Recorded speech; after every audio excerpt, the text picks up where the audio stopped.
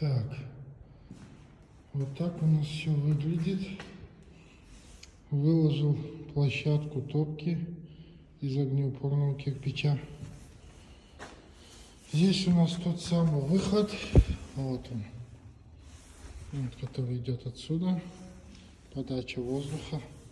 Здесь у нас будет еще кусочек кирпича выпиленного. И здесь у нас останется вот такая прямоугольная ниша, на которую мы поставим в последующем решетку. И с этой решетки будет подаваться воздух, чтобы пламя не потухало и дым не выплевывало в комнату. Вот здесь у нас будет решетка вот такая, и все, здесь будет дверца. Так, вот так будет выглядеть камин. Топка у нас будет большая, точнее экран. Под следующих видео уже будет видно, как я выкладываю топку. Начнем вот так. Стенки топки боковые будут выходить вровень вот сюда. Вот так. И там также. Важно учесть то, что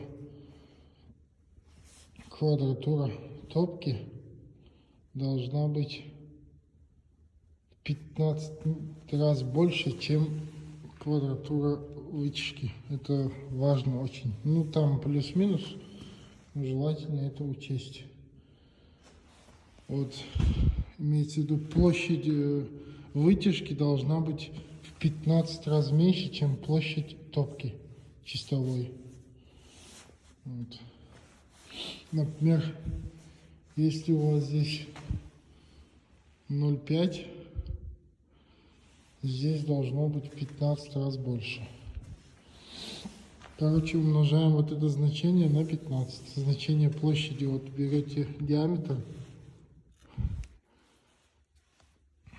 вычисляем площадь круга, вот этого отверстия, и умножаем в 15 раз. И вот это будет у вас квадратура топки. А там уже ширину, глубину будете учитывать по месту. Вот так вот.